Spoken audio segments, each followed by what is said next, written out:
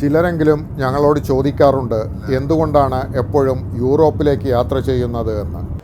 അങ്ങനെ ഉറപ്പായ കാരണങ്ങൾ ഒന്നുമില്ലെങ്കിലും യാത്രയുടെ അനായാസത എന്ന കാരണം കണ്ടെത്താം. കണ്ടുമുട്ടിയ കാലം മുതൽ സിനിയും ഞാനും യാത്രകൾ ചെയ്തിരുന്നു. കുവൈറ്റിലെത്തിയ ആദ്യ നാളുകളിൽ സാമ്പത്തികമായ അരക്ഷിതാവസ്ഥ ഉണ്ടായിരുന്നു. വലിയ യാത്രകൾ സാധ്യമായിരുന്നില്ല. അക്കാലത്ത് കുവൈറ്റിൻ്റെ മുക്കിലേക്കും മൂലയിലേക്കും ഞങ്ങൾ സഞ്ചരിച്ചു. ഞങ്ങൾ ആദ്യമായി സ്വന്തമായി വാങ്ങിയ ചുമപ്പ് നിറത്തിലുള്ള ടൊയോട്ട കൊറോള കാറ് ഞാൻ സ്നേഹത്തോടെ ഓർക്കുന്നു. 10 വർഷക്കാലം അതാണ് ഞങ്ങളെ കുവൈറ്റിലെയും പരിസര ദേശങ്ങളിലെയും മരുഭൂവഴിയിലൂടെ കൊണ്ടു നടന്നത്. യൂറോപ്പ് എന്ന ഭൂഖണ്ഡത്തിലേക്കുള്ള ആദ്യ യാത്ര പോകുന്നത് UK-യിലേക്കാണ്. ചേട്ടൻ ഇംഗ്ലണ്ടിലെ സ്ഥിരവാസിയായത് ആ യാത്ര എളുപ്പമാക്കി. മുഖ്യധാര യൂറോപ്പിലെ ആദ്യം സന്ദർശിക്കുന്ന രാജ്യം സ്വിറ്റ്സർലൻഡാണ്. സിനിയുടെ കൗമാരകാല ആഗ്രഹത്തിലൂടെയാണ് ഞങ്ങൾ സ്വിസ് ദേശം ആകമാനം വണ്ടി ഓടിച്ച് കണ്ടത്. പിന്നീട് യൂറോപ്പിലൂടെ നിരന്തരം സഞ്ചരിച്ചു. അതിനുള്ള പ്രധാന കാരണം യൂറോപ്പിലേക്കും യൂറോപ്പിലൂടെയും സഞ്ചരിക്കാനുള്ള അനായാസതയാണ്. ഗൾഫ് മേഖലയിൽ ഏറ്റവും വടക്കു പടിഞ്ഞാറ് സ്ഥിതി ചെയ്യുന്ന രാജ്യമാണ് കുവൈറ്റ്. അതായത് യൂറോപ്പിനോട് ഏറ്റവും അടുത്തുള്ള ഗൾഫ് രാജ്യം. ഇറാഖ് മുറിച്ചു കടന്നാൽ തുർക്കിയായി. തുർക്കിയുടെ ഒരു ഭാഗം യൂറോപ്പിലാണല്ലോ. കുവൈറ്റിനും യൂറോപ്പ് ഭൂഖണ്ഡത്തിനും ഇടയിൽ ഇറാഖ് എന്ന ഒരു രാജ്യം മാത്രമേ ഉള്ളൂ എന്ന് ചുരുക്കം. 3 മണിക്കൂർ മുതൽ 5 മണിക്കൂർ വരെയുള്ള വിമാനപ്പറക്കലിൽ യൂറോപ്പിലെ ഏതാണ്ട് എല്ലാ സ്ഥലങ്ങളിലേക്കും ചെന്നെത്താൻ സാധിക്കും. മാത്രവുമല്ല, കുവൈറ്റിൽ നിന്നും പല യൂറോപ്യൻ പട്ടണങ്ങളിലേക്കും വിമാനം നേരിട്ട് പോകുന്നു. ഇത് യാത്ര എളുപ്പമാക്കുന്നു. യൂറോപ്പിലൂടെയുള്ള യാത്രയും താരതമ്യേന ശ്രമരഹിതമാണ്. ഞങ്ങളുടെ യാത്ര പിന്തുടരുന്നവർക്കറിയാം, പലപ്പോഴും കാറ് വാടകയ്ക്കെടുത്താണ് ഞങ്ങൾ യൂറോപ്പിലൂടെ യാത്ര ചെയ്യുന്നത്. യൂറോപ്പിൽ ഇത്തരം സേവനങ്ങൾ വളരെ സുതാര്യവും ആയാസരഹിതവുമാണ്. ഓരോ യാത്രയിലും 2-3 രാജ്യത്തിലധികം ഞങ്ങൾ സന്ദർശിക്കാറില്ല. അതും തിരഞ്ഞെടുക്കുന്ന ഏതാനും പട്ടണത്തിലും ഗ്രാമത്തിലും കൂടുതൽ സമയം ചിലവഴിക്കുകയാണ് പതിവ്. തിരക്ക് കൂട്ടാറില്ല. ഒരു ജന്മത്തിൽ ലോകം മുഴുവൻ കണ്ടു തീർക്കാനാവില്ലല്ലോ. പിന്നെ തിരക്ക് കൂട്ടിയിട്ട് എന്തിനാണ്? അനുഭവങ്ങളിലൂടെ പതുക്കെ സഞ്ചരിക്കുക. ഈ കാരണങ്ങൾ കൊണ്ടാണ് ഞങ്ങൾ നിലവിൽ കൂടുതലും യൂറോപ്പിലൂടെ സഞ്ചരിക്കുന്നത്. അതുപക്ഷേ ലോകത്തിൻ്റെ മറ്റു ഭാഗങ്ങളിലേക്ക് സഞ്ചരിക്കാതിരിക്കാനുള്ള ന്യായമല്ല. തൽക്കാലം ഇത്രയുമേ സാധിക്കുന്നുള്ളൂ എന്ന് ഞങ്ങൾ ആശ്വസിക്കുന്നു. കാലം അനുവദിക്കുകയാണെങ്കിൽ എന്നെങ്കിലും മറ്റിടങ്ങളിലേക്കുള്ള യാത്രയും ചെയ്യാം എന്നാഗ്രഹിക്കുന്നു.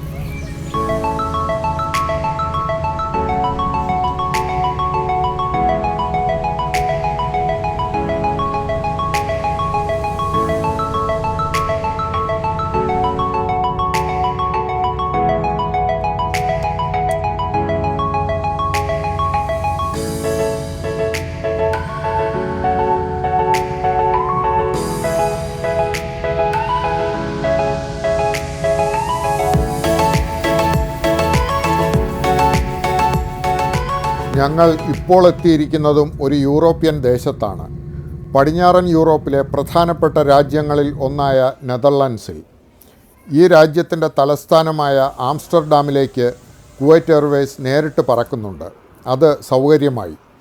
ആംസ്റ്റർഡാമിലെ സ്കിപ്ഹോൾ എയർപോർട്ടിൽ നിന്നും പട്ടണമധ്യത്തിൽ ഞങ്ങൾ താമസിക്കുന്ന ഹോട്ടലിലേക്ക് ഏതാണ്ട് 15 കിലോമീറ്റർ ദൂരമുണ്ട്. Booking.com വഴി ഞങ്ങൾ നേരത്തെ ടാക്സി ബുക്ക് ചെയ്തിരുന്നു. പക്ഷേ ടാക്സി എത്താൻ വൈകി. ആദ്യമായാണ് Booking.com വഴി ഏർപ്പാടാക്കുന്ന ഒരു സേവനം വൈകുന്നത്. അതും Booking.comൻ്റെ ഹെഡ്ക്വാർട്ടേഴ്സുള്ള ആംസ്റ്റർഡാമിൽ. എയർപോർട്ടിൽ നിന്നും ഹോട്ടലിലേക്കുള്ള യാത്രയിൽ തന്നെ ആംസ്റ്റർഡാം പട്ടണം ഒട്ടൊക്കെ വ്യത്യസ്തമാണ് എന്ന് തോന്നിത്തുടങ്ങി. പൊതുവെ യൂറോപ്പിന് ഒരുതരം ഏകമാനത ഉണ്ടെന്ന് കരുതപ്പെടുന്നു. യഥാർത്ഥത്തിൽ അതങ്ങനെയല്ല. ബാൾട്ടിക് രാജ്യങ്ങളുടെ സ്വഭാവമല്ല ബാൾക്കൻ രാജ്യങ്ങൾക്ക്. ധ്രുവപ്രദേശമായ സ്കാൻഡിനേവ്യൻ രാജ്യങ്ങളും സബ് ട്രോപ്പിക്കൽ കാലാവസ്ഥയുള്ള തെക്കൻ യൂറോപ്പും തമ്മിൽ അജഗജാന്തര വ്യത്യാസമുണ്ട്. കിഴക്കൻ യൂറോപ്പും പടിഞ്ഞാറൻ യൂറോപ്പും തമ്മിൽ സാമൂഹിക, സാംസ്കാരിക, സാമ്പത്തിക കാര്യങ്ങളിൽ വലിയ വിടവുണ്ട്. അതിനാൽ തന്നെ പടിഞ്ഞാറൻ യൂറോപ്പിൻ്റെ എല്ലാ സ്വഭാവവും ഉൾക്കൊള്ളുന്ന ആംസ്റ്റർഡാം കുറച്ച് വ്യത്യസ്തമായി അനുഭവപ്പെടുന്നതിൽ അത്ഭുതമില്ല. പടിഞ്ഞാറൻ യൂറോപ്പിൻ്റെ തികഞ്ഞ പ്രാതിനിധ്യ സ്വഭാവമുള്ള ഒരു രാജ്യതലസ്ഥാനത്ത് ഞങ്ങൾ ആദ്യമായാണല്ലോ എത്തുന്നത് എന്നുമോർത്തു. ആംസ്റ്റർഡാം കനാലുകളുടെ പട്ടണമാണല്ലോ. ബാൽക്കണി കനാലിലേക്ക് തുറന്നിരിക്കുന്ന ഒരു ഹോട്ടൽ മുറി തന്നെയാണ് സിനി ബുക്ക് ചെയ്തിരുന്നത്. കനാലിലൂടെ ബോട്ടുകൾ പോകുന്നതും നോക്കി വെറുതെ ഇരുന്ന നേരങ്ങൾ പോലും അനന്യമായ അനുഭവമായിരുന്നു. അല്പം ഒന്ന് വിശ്രമിച്ച് ഫ്രഷായി ഞങ്ങൾ പുറത്തേക്കിറങ്ങി. അപ്പോഴേക്കും നേരം ഇരുട്ടിത്തുടങ്ങിയിരുന്നു. തലങ്ങും വിലങ്ങും പോകുന്ന കനാലുകൾക്ക് ചാരെയുള്ള നടപ്പാതയിലൂടെ മൂവന്തി നേരത്തെ ആംസ്റ്റർഡാമിനെ കണ്ടുകൊണ്ട് ഞങ്ങൾ നടന്നു. ആംസ്റ്റർഡാം കനാലുകളുടെ നഗരമാണ് എന്ന് നമുക്കറിയാം. നമ്മുടെ കുട്ടനാട് പോലെ സമുദ്രനിരപ്പിൽ നിന്നും താഴെ സ്ഥിതി ചെയ്യുന്ന ഒരു പ്രദേശമാണ് ആംസ്റ്റർഡാം. അതിനാൽ തന്നെ ഈ തോടുകൾ വെറും തോടുകളല്ല, ഈ പട്ടണത്തെ കടലെടുത്തു പോകാതെ സൂക്ഷിക്കുന്ന ജലനിയന്ത്രണ സംവിധാനത്തിൻ്റെ ഞരമ്പുകൾ കൂടിയാണ്. ആംസ്റ്റർഡാം എന്ന പേര് തന്നെ സൂചിപ്പിക്കുന്നത് അതാണ്. ഈ പ്രദേശത്തെ പ്രധാനപ്പെട്ട ഒരു നദിയായ ആംസ്റ്റലിൽ വെള്ളപ്പൊക്കം നിയന്ത്രിക്കാനായി നിർമ്മിച്ച ഡാമിൻ്റെ പരിസരത്ത് വികസിച്ചു വന്ന ജനപദമാണ് ആംസ്റ്റർഡാം ആയത്. ഈ കനാലുകളും അവയിലെ ജലനിയന്ത്രണ സംവിധാനമായ ചെറു തടയണകളുമില്ലെങ്കിൽ ആംസ്റ്റർഡാം എന്ന പട്ടണം ഇല്ല. അവയില്ലെങ്കിൽ ഈ പ്രദേശം കടലായിരുന്നേനെ.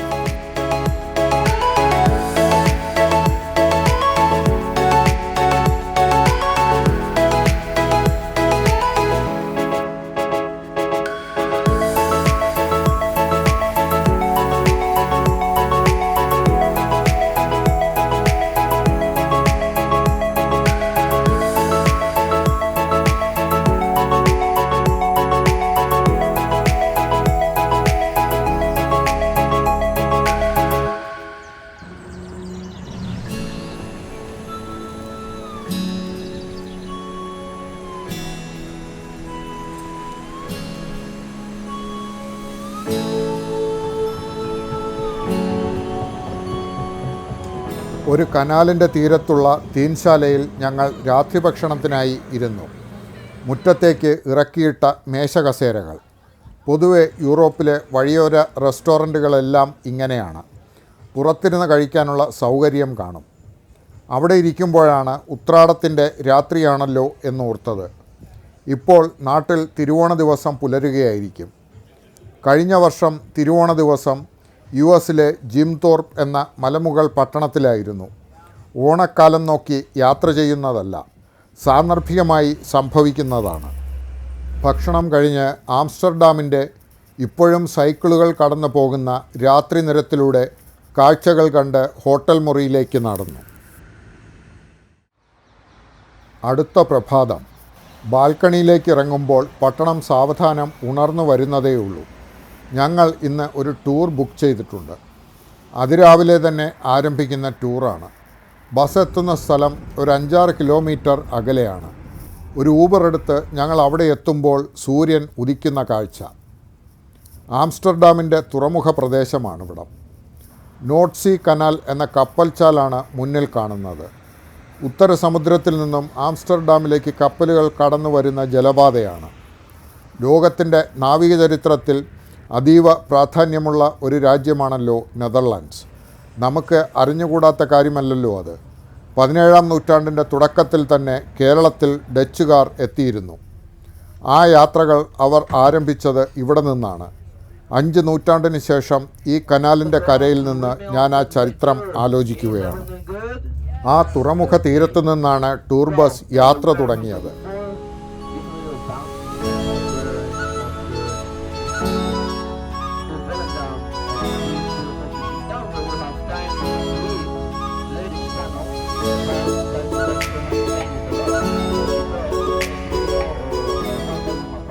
സാൻ സെഷാൻസ് എന്ന സ്ഥലത്താണ് ആദ്യം എത്തിയത്. ആംസ്റ്റർഡാമിൻ്റെ വീഡിയോയും ചിത്രങ്ങളും കണ്ടിട്ടുള്ള പലർക്കും സാൻ സെഷാൻസ് അറിയാതിരിക്കില്ല. ആംസ്റ്റർഡാമിലെത്തുന്ന ടൂറിസ്റ്റുകൾ എല്ലാവരും സാൻ സെഷാൻസിലും എത്തുന്നു. ആംസ്റ്റർഡാമിൻ്റെയും നെതർലാൻഡ്സിൻ്റെയും ഐക്കണായി പലയിടത്തും ചിത്രീകരിച്ചു കാണുന്ന വിൻമിൽസ് ഇവിടെയാണുള്ളത്. ആംസ്റ്റർഡാം പട്ടണത്തിൽ നിന്നും ഏകദേശം 20 കിലോമീറ്ററാണ് ഇവിടേക്കുള്ള ദൂരം. സാൻ എന്ന നദിയുടെ കരയിലുള്ള 18-ാം നൂറ്റാണ്ടിൽ നിന്നും സംരക്ഷിച്ചിരിക്കുന്ന ഒരു ചെറിയ ഗ്രാമമാണ് സാൻ സേഷാൻസ്. സാൻ നദിയുടെ കരയിലുള്ള കോട്ട എന്നാണ് ആ പേരിൻ്റെ അർത്ഥം. നൂറ്റാണ്ടുകൾക്ക് മുൻപുള്ള കാറ്റാടികളും അക്കാലത്ത് നിന്നുള്ള തടിവീടുകളും ഒക്കെയായി അതീവ കാൽപ്പനികമായി അനുഭവപ്പെടുന്ന ഒരു ഗ്രാമം. സാൻ നദിയുടെ പശ്ചാത്തലവും അതിൽ നീന്തി നടക്കുന്ന അരയന്നങ്ങളും വാത്തകളും, തെളിഞ്ഞ ദിവസത്തിൻ്റെ നീലാകാശവും അതിൽ അവിടവിടെ കാണുന്ന പഞ്ഞിമേഘങ്ങളും, പച്ചപടരുന്ന പുൽമേടും അതിൽ മേഞ്ഞു നടക്കുന്ന ചെമ്മരിയാടുകളും, ഇവയൊക്കെയായി അതീവ മനോഹരമായ ഭൂപ്രദേശം. ഈ പ്രശാന്തതയ്ക്ക് ഭംഗമുണ്ടാക്കുന്നത് ഞങ്ങളെപ്പോലുള്ള സഞ്ചാരികൾ മാത്രമാണ്. ഞങ്ങളോടൊപ്പം ഒരു ഗൈഡുണ്ട്. ഒരു ഡച്ച് ചെറുപ്പക്കാരനാണ്.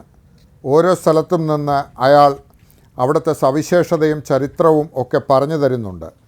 പക്ഷേ അതിനെ കവച്ചു വയ്ക്കുന്ന ഹൃദ്യമായ ഒരു മനോഹാരിതയുണ്ട് ഈ പ്രദേശത്തിനാകമാനം. ടൂറിസ്റ്റുകൾക്കായി ഒരുക്കി വച്ചിരിക്കുന്ന ഒരു പ്രദേശമാണെങ്കിലും മനുഷ്യർ വസിക്കുന്ന ഇടം തന്നെയാണ് ഈ ഗ്രാമം. ഗ്രാമവാസികളായ ചെറുപ്പക്കാർ സൈക്കിളിൽ അങ്ങോട്ടും ഇങ്ങോട്ടും ഒക്കെ പോകുന്നത് കാണാമായിരുന്നു. ഇവിടെ കാണുന്ന കാറ്റാടികളെല്ലാം തന്നെ ഇപ്പോഴും പ്രവർത്തനക്ഷമമാണ്. വ്യാവസായിക ആവശ്യത്തിന് ഇപ്പോൾ ഉപയോഗിക്കുന്നില്ല എന്ന് മാത്രം. കാറ്റിൻ്റെ ശക്തിയാൽ പ്രവർത്തിക്കുന്ന ഇവ ധാന്യങ്ങൾ പൊടിക്കാനും തടിയറുക്കാനും പെയിൻറ്റ് നിർമ്മിക്കാനും ഒക്കെയാണ് പ്രധാനമായും ഉപയോഗിച്ചിരുന്നത്. ഇപ്പോൾ വ്യാവസായികാടിസ്ഥാനത്തിൽ ഉപയോഗിക്കുന്നില്ലെങ്കിലും 18-19 നൂറ്റാണ്ടുകളിൽ ഈ പ്രദേശത്ത് വളരെയധികം ഉണ്ടായിരുന്ന കാറ്റാടികൾ നെതർലൻഡ്സിൻ്റെ വ്യാവസായിക ഉന്നമനത്തിൻ്റെ പ്രതീകമായിരുന്നു. അക്കാലത്ത് പക്ഷേ ഈ പ്രദേശമാകെ ചിതറിക്കിടക്കുകയും വിവിധതരം ജോലികൾക്ക് ഉപയോഗിക്കുകയും ചെയ്തിരുന്ന വിൻമില്ലുകൾക്കും അതിന് പശ്ചാത്തലമാകുന്ന ഈ ദേശത്തിനും ഇത്രയും ഭംഗിയുണ്ടായിരുന്നിരിക്കാൻ വഴിയില്ല. ബാക്കിയായ വിൻമില്ലുകൾ സാൻ നദിയുടെ തീരത്ത് കൊണ്ടുവന്ന് പ്രതിഷ്ഠിച്ച് ഈ ഗ്രാമമാകെ ഒരു പോസ്റ്റ് കാർഡ് ചിത്രം പോലെ മനോഹരമായി ഇപ്പോൾ സൂക്ഷിച്ചിരിക്കുന്നത് ടൂറിസ്റ്റുകൾക്ക് വേണ്ടിയാണ്. വിനോദസഞ്ചാരമാണ് ഇപ്പോൾ ഇവിടുത്തെ വ്യവസായം.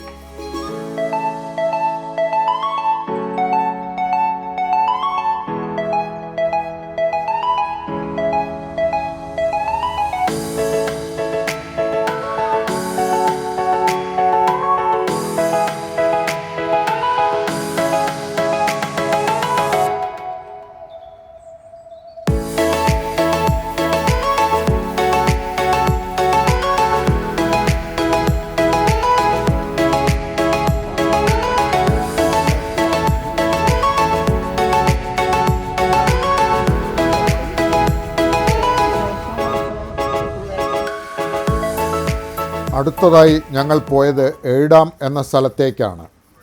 ഇതെല്ലാം ആംസ്റ്റർഡാമിൻ്റെ പ്രാന്തത്തിൽ അടുത്തടുത്തായി കിടക്കുന്ന സ്ഥലങ്ങളാണ്. കനാലുകൾ മുഖരിതമാക്കുന്ന ഗ്രാമങ്ങളും ചെറുപട്ടണങ്ങളും.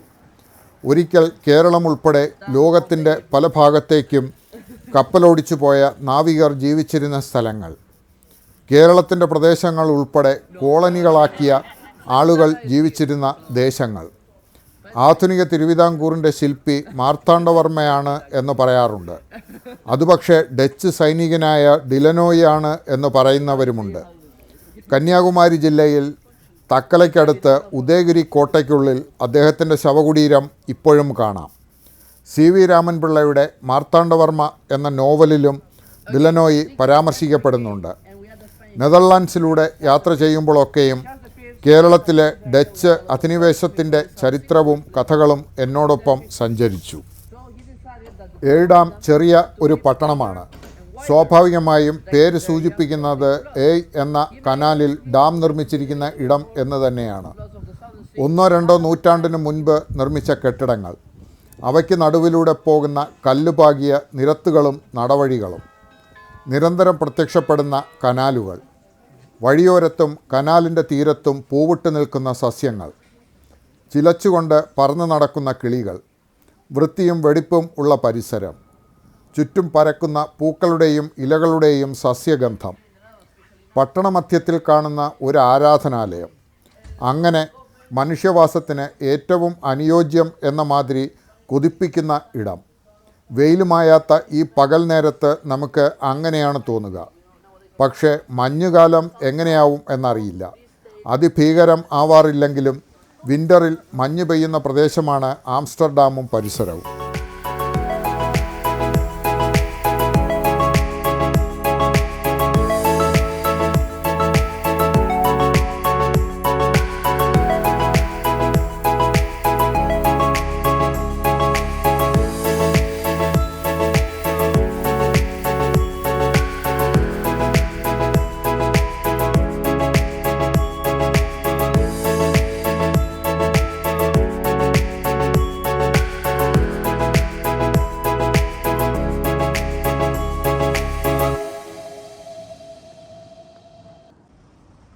ഡച്ച് സംസ്കൃതിയുടെ പെരുമ പേറുന്ന മറ്റ് രണ്ട് സംഗതികളുണ്ട്.